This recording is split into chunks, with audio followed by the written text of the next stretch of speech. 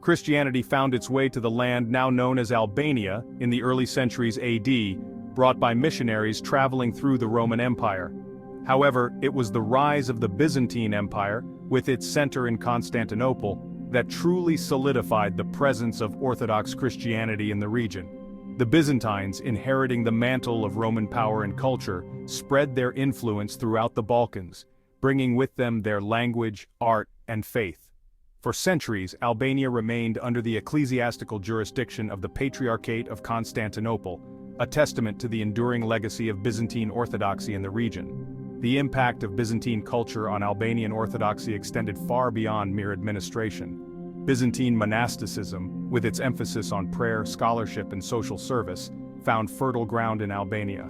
Monasteries, often perched atop remote mountains or nestled within secluded valleys, became centers of learning and spiritual guidance, preserving ancient texts and fostering a deep sense of religious devotion. The legacy of Byzantine liturgical music, renowned for its ethereal beauty and contemplative power, also took root in Albania, shaping the soundscape of Orthodox worship for generations to come. The Byzantine era witnessed a flourishing of art and architecture across its vast domain. Albania, though on the periphery of the empire, was no exception. Churches and monasteries adorned with intricate mosaics and frescoes stand as enduring testaments to this period. These structures served as expressions of faith and theological ideas rendered in vibrant color. One notable example is the Church of the Holy Trinity in Berat, a UNESCO World Heritage Site. Its frescoes depict scenes from the life of Christ, the Virgin Mary, and various saints. The mosaics of the Church of St. Mary in Apollonia reveal a mastery of color and form. The arrival of the Ottoman Turks in the Balkans during the 14th century marked a turning point in the history of Albanian Orthodoxy. The Ottomans, with their own distinct faith and culture, gradually extended their dominion over Albania, ushering in a new era characterized by both challenges and adaptations for the Orthodox Christian community.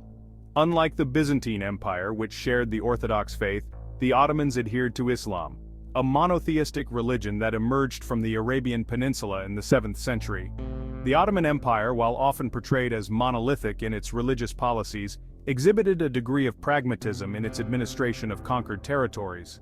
Non-Muslim communities known as dhimmi were granted a measure of autonomy in matters of religious practice and internal governance, though they were subject to certain restrictions and taxes.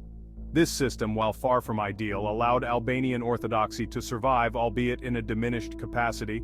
Many churches were converted into mosques and the construction of new churches was often restricted.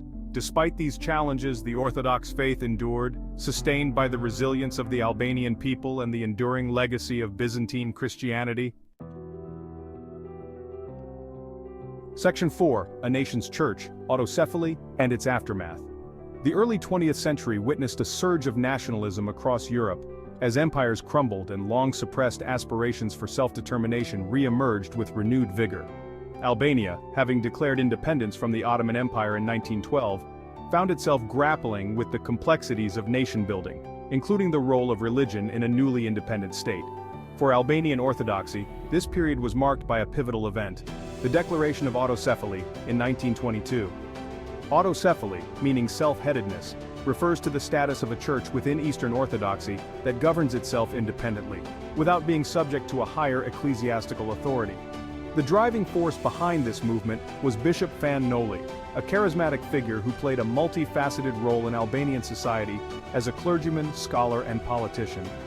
Noli, recognizing the need for a national church that could unite Albanians across religious lines, spearheaded the effort to secure autocephaly for the Albanian Orthodox Church.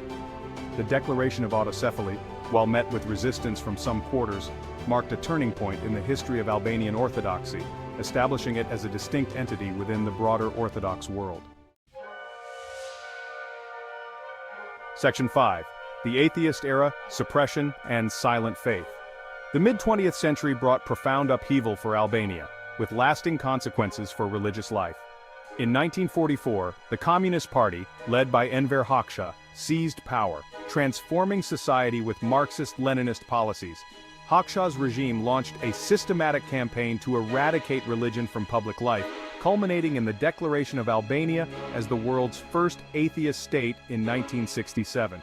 Persecution of religious communities, including Orthodox Christians, became a hallmark of the regime. Churches were closed, demolished, or repurposed for secular use.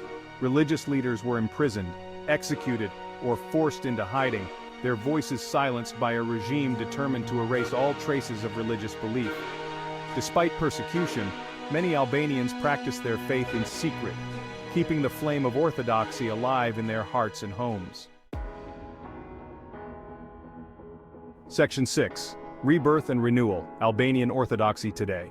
The fall of the communist regime in Albania in 1991 marked a watershed moment in the country's history, ushering in a new era, characterized by a return to democracy and the restoration of fundamental freedoms, including freedom of religion. For the Albanian Orthodox Church, which had endured decades of systematic oppression, the post-communist period has been a time of remarkable rebirth and renewal. At the forefront of this revival has been Archbishop Anastasios Ioannoulas, a Greek-born prelate who was invited to lead the Albanian Orthodox Church in 1992. Under his leadership, the church embarked on an ambitious program of reconstruction, rebuilding churches and monasteries that had been destroyed or fallen into disrepair during the communist era.